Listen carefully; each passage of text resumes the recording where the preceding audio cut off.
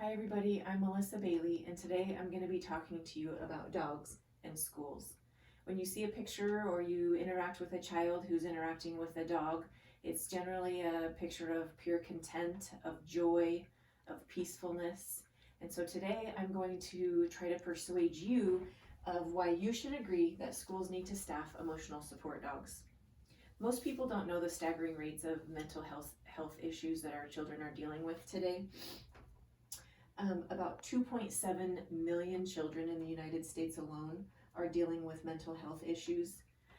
Of those, approximately 13% of them are actually diagnosed with a mental health issue, and of those, 70% of them are receiving less than adequate or no care or interventions for their mental health issues. I've been working in special education as a paraprofessional for the last 4 years. I work with a lot of kids who have behavioral issues, who have some kind of a special education or mental health issue that they could highly benefit from having an emotional support dog on campus available to them. 1 in 5 children show signs of a mental health disorder, whether that be depression, self-harm, anxiety, those sorts of things. Emotional support dogs in medical facilities, we see them in medical offices, we see them in hospitals, we see them in veterans' homes, we see them in hospitals, and I think that we have a great need to see them in schools as well.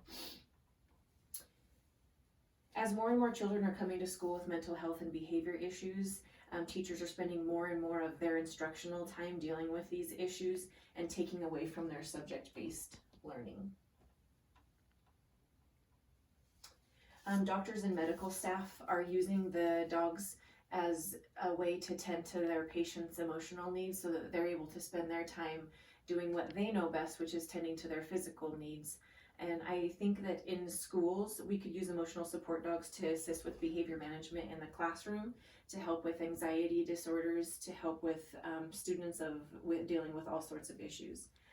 Dogs don't pass judgment, so there's a comfort level in children.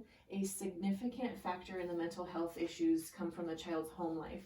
So they often feel like they can't trust an adult, or they're not comfortable talking with an adult, and just having a dog there that's not going to pass judgment and be there for them, I think is highly encouraging for a child.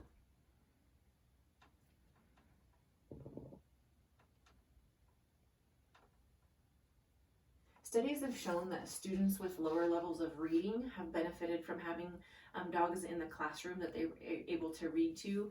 It showed that they're more comfortable with that, that their reading scores have actually gotten significantly improved with having a dog there that the child can read to.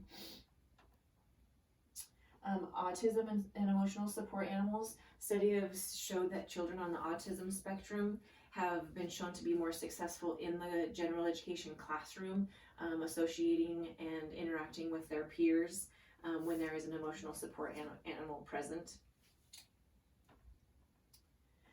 Some of the concerns, of course, are that there's children with allergies, that there's safety issues of if the animal could bite or lash out, or that connecting with peers and adults is what the child actually needs.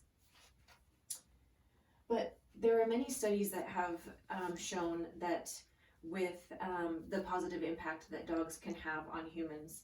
If you look them up, you'll see firsthand the impact that these have on the psychological well-being of people in general, but children especially.